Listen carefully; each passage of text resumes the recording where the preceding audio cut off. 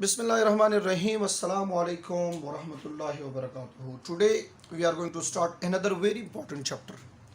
First year botany के section में form and function in plants, ये एक इंतहाई इम्पॉर्टेंट चैप्टर है।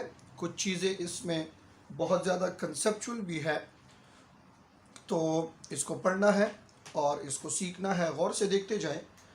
जो सबसे पहला फंक्शन, जो सबसे पहली चीज़ हम यहाँ पे पढ़ेंगे, that is nutrition in plants. पहले आपने ये सीखना है कि न्यूट्रिशन असल में कहते किसको है। What is nutrition? न्यूट्रिशन असल में एक प्रोसेस है। किस चीज़ का प्रोसेस है? गौर करें।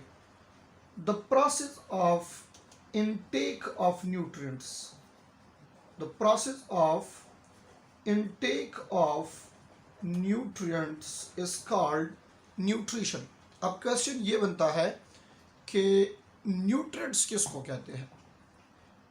न्यूट्रिएंट्स के इनटेक के प्रोसेस को तो हम न्यूट्रिशन कहते हैं, बट न्यूट्रिएंट्स असल में किसको कहते हैं? तो याद कर लें कि those substances which are needed are required for metabolism, especially growth.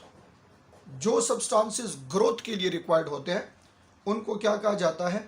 उनको न्यूट्रिएंट्स कहा जाता है। तो मेटाबॉलिज्म के लिए जो रिक्वायर्ड होते हैं इनको न्यूट्रिएंट्स कहा जाता है। अब प्लांट में न्यूट्रिएंट्स हमारे पास दो तरह के हैं। एक को कहा जाता है माइक्रोन्यूट्रिएंट्स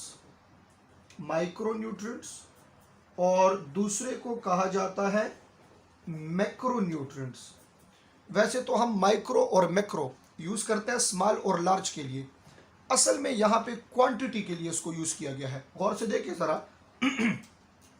माइक्रोन्यूट्रिएंट्स क्या है? माइक्रोन्यूट्रिएंट्स वो होंगे which are used by the plants, which are used by the plants in small quantity. जिसको प्लांट स्मॉल क्वांटिटी में यूज करता है इसको माइक्रोन्यूट्रिएंट्स कहा जाता है। जब इसको स्मॉल क्वांटिटी में यूज किया जाएगा तो आप याद कर लें कि फिर सॉइल में इसकी जो क्वांटिटी है वो होगी मोर। सॉइल में फिर ये मोर क्वांटिटी में मौजूद होंगे। क्लियर हो गई ये बात? अब जो मैक्रो मॉलिक्यूल है हमारे पास, तो यहाँ मैक्रो का वर्ड जो यूज हो रहा है macro nutrients, not macro molecules. Macro nutrients जो है इसका वर्ड क्यों यूज कर रहे हैं, इसको मैक्रो क्यों कह रहे हैं? रीजन इसका ये है कि this is use in large quantity. ये लार्ज क्वांटिटी में यूज़ होंगे, तो इसलिए जब आप सॉइल में इनकी क्वांटिटी देखेंगे तो सॉइल में इनकी क्वांटिटी फिर आपको मिलेगी स्मॉल। क्लियर हो गई ये बात? अब एक और चीज़ सीखनी है आपने, ये स्पेशली एमसीक्यूज में आ सकता है। मैक्रोन्यूट्रिएंट्स जो है ना, मैक्रोन्यूट्रिएंट्स प्लांट कितने यूज़ कर रहे हैं कि हम इसको मैक्रो या माइक्रो कहते हैं। ये माइक्रो न्यूट्रिएंट्स यूज़ होते हैं 20 ग्राम पर डे। ये नॉर्मली एक प्लांट इतना यूज़ कर रहा है। और मैक्रो न्यूट्रिएंट 120 ग्राम पर डे इसको प्लांट यूज़ कर रहा है, इसलिए ये लार्ज क्वांटिटी में यूज़ हो रहा है। एग्जाम्पल सीखना इंतहाई इंपॉर्टेंट है। इसमें फर्दर एक क्लासिफाई कर रहे हैं इसको। मैक्रोन्यूट्रिएंट्स हमारे पास दो तरह के होते हैं। मैक्रोन्यूट्रिएंट्स जो है ये दो तरह के होंगे। एक को कहा जाता है प्राइमरी मैक्रोन्यूट्रिएंट्स और दूसरे को कहा जाता है secondary macronutrients. Primary macronutrients and secondary macronutrients. अच्छा, इसमें फिर अगर आप देखें तो प्राइमरी ज़्यादा यूज़ होंगे, सेकेंडरी उससे कम यूज़ होंगे। प्राइमरी की एग्जांपल आप लोग याद कर लें, NPK, nitrogen, phosphorus, potassium. NPK तो आप याद कर सकते हैं, नया पख्तूनख्वा, इसको ऐसे याद करें। वैसे भी नए पख्तूनख्वा के नारे लग रहे हैं ना, अब पता नहीं नया है कि पुराना है, किसी को नया अच्छा लगता है, किसी को पुराना अच्छा लगता है, पर आपको न्यूट्रिएंट्स अच्छे लगने चाहिए ताकि आपको ये याद हो, ठीक है।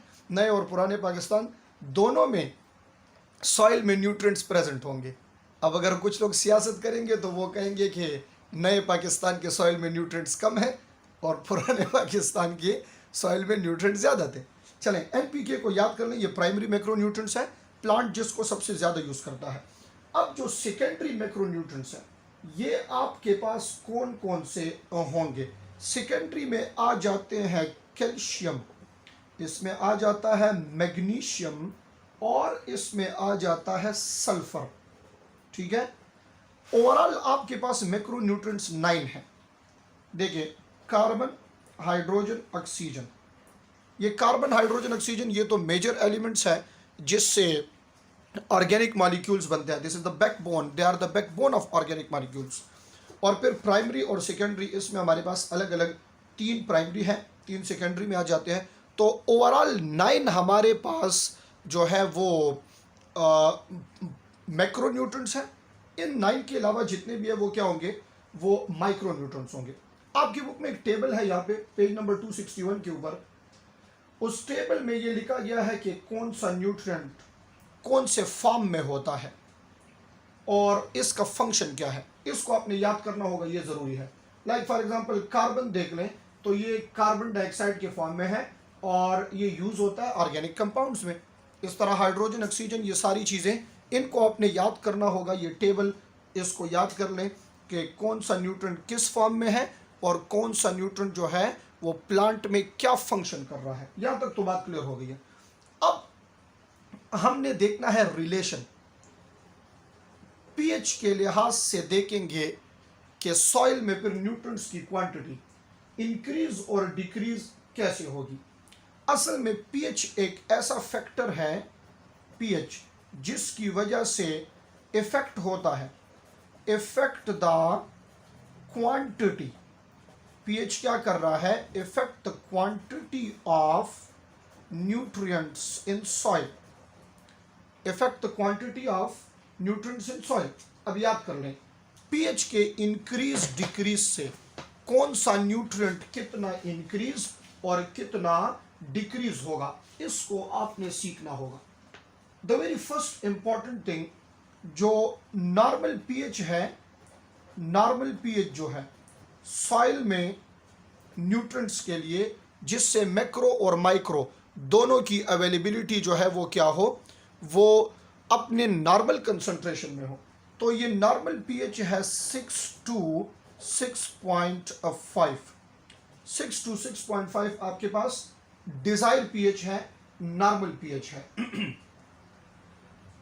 जो रिलेशन मैं लिखवा रहा हूं इसको इस तरीके से याद करें तो स्पेशली ईटा के एमसीक्यूज में आपको इससे बहुत ज़्यादा हेल्प मिलेगी। एक हम लिख लेते हैं पहले मैक्रो के लिए कि मैक्रो न्यूट्रिएंट्स का पीएच से क्या रिलेशन है। Macro nutrient is directly proportion to pH. क्या मतलब हुआ? देखें, अगर आप पीएच को कम करेंगे तो मैक्रो न्यूट्रिएंट्स भी क्या होंगे? कम होंगे। बट मैं ऐसे लिखूंगा कि macro nutrients availability is inversely proportion to acidity, क्योंकि पीएच का रिलेशन एसिडिटी से क्या है? इनवर्स रिलेशन है। तो आप अगर पीएच को इंक्रीज करेंगे, पीएच को इंक्रीज करेंगे तो एसिडिटी कम होगी और मैक्रोन्यूट्रिएंट्स भी क्या होंगे? कम होते, मैक्रोन्यूट्रिएंट्स जो है वो क्या होंगे? कम होते जाएंगे। अगर आप पीएच को डिक्रीज करते हैं, मैक्रोन्यूट्रिएंट और पीएच का रिलेशन डायरेक्ट है, इसको सीख लें ज़रा। पीएच जितना कम होगा मैक्रोन्यूट्रिएंट्स कम होंगे, और अगर आप एसिडिटी से देख रहे हैं तो एसिडिटी जितनी ज़्यादा होगी तो मैक्रोन्यूट्रिएंट्स क्या होंगे? कम होंगे। क्लियर? और माइक्रोन्यूट्रिएंट्स के लिए क्या है? माइक्रोन्यूट्रिएंट्स के लिए भी इसको सीख लें। Micronutrients is inversely proportion to pH. अब आप पीएच को जितना इंक्रीज करेंगे तो माइक्रो की क्वांटिटी कम होगी, और पीएच को डिक्रीज करेंगे तो माइक्रो की क्वांटिटी इंक्रीज होगी। और अगर एसिडिटी के साथ देख रहे हैं तो micro nutrient is directly proportion to acidity. Clear हो गई ये बात? अगर आपके पास हाई एसिडिटी है, देखिए गौर से, इन high acidic soil, in high acidic soil less macronutrients will be there. In high acidic soil less macronutrients will be there. अब आपने सॉइल में मैक्रोन्यूट्रिएंट्स को इंक्रीज कराना है. If you want to increase the quantity of macronutrients, ठीक है, तो क्या करना होगा, गौर से देखें. हम करेंगे एडिशन ऑफ लाइम, इसको चूना लगाएंगे, ठीक है, जमीन को चूना लगाएंगे, एडिशन ऑफ लाइम करेंगे. अब लाइम से क्या होगा, इस एडिशन ऑफ लाइम से असल में होता है डिक्रीज इन एसिडिटी. इससे डिक्रीज इन एसिडिटी होती है, और जब डिक्रीज इन एसिडिटी होगी तो इंक्रीज इन पीएच आ जाएगा. एसिडिटी डिक्रीजेस, पीएच इंक्रीजेस, तो इससे मैक्रो की क्वांटिटी इंक्रीज हो जाएगी. ये जो आपने पीएच है इसको पहुंचाना है, इंक्रीज करना है, कहाँ तक, यही रेंज है 6 to 6.5 तक इसको ले जाए. मैक्रोन्यूट्रिएंट्स की क्वांटिटी आपके पास क्या हो जाएगी, इंक्रीज हो जाएगी. अब सपोज करें कि ये न्यूट्रिशनल डिफिशिएंसी आ गई, प्लांट्स में न्यूट्रिएंट्स की डिफिशिएंसी आ गई. ज़रा गौर से देखें, इसको सीखें. डिफिशिएंसी ऑफ न्यूट्रिएंट्स जब भी आती है तो इस डिफिशिएंसी से क्या होता है, सबसे पहले होगा क्लोरोसिस. डिफिशिएंसी ऑफ न्यूट्रिएंट्स में सबसे पहले क्या होगा, क्लोरोसिस होगा.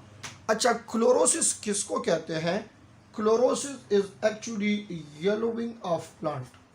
प्लांट के लीफ आपने देखे होंगे, ये येलो हो जाते हैं. क्यों येलो हो जाते हैं, क्योंकि इसमें न्यूट्रिएंट्स की क्वांटिटी क्या है, कम हो जाती है. तो डिफिशिएंसी से पहले क्लोरोसिस होगा, और जब बहुत ज़्यादा कम हो जाए फिर इसमें हो जाता है नेक्रोसिस. अब नेक्रोसिस किसको कहा जाता है, नेक्रोसिस में प्लांट की डेथ हो जाती है. पहले न्यूट्रिशनल डिफिशिएंसी से क्लोरोसिस होगा, लीव येलो हो जाएंगे, और फिर ज़्यादा कम हो गए तो फिर क्या होगा, नेक्रोसिस हो जाएगा, यानी ये लीव क्या कर जाएंगे, इनकी डेथ हो जाएगी. क्लियर हो गई ये बात. ये 2 पॉइंट्स आपने याद करने हैं न्यूट्रिशनल डिफिशिएंसी के लिए. This is all about nutrition in plant, के न्यूट्रिएंट्स इन प्लांट कौन कौन से हैं, कहाँ पे हैं, किस तरह है. In the next lecture we are going to talk about special mode of nutrition in plant. वैसे तो ऑटोट्रॉपिक है प्लांट, बट कुछ ऐसे हैं which can act as carnivorous plant. तो नेक्स्ट लेक्चर में इंशाल्लाह इसको हम डिस्कस करेंगे. Thank you so much.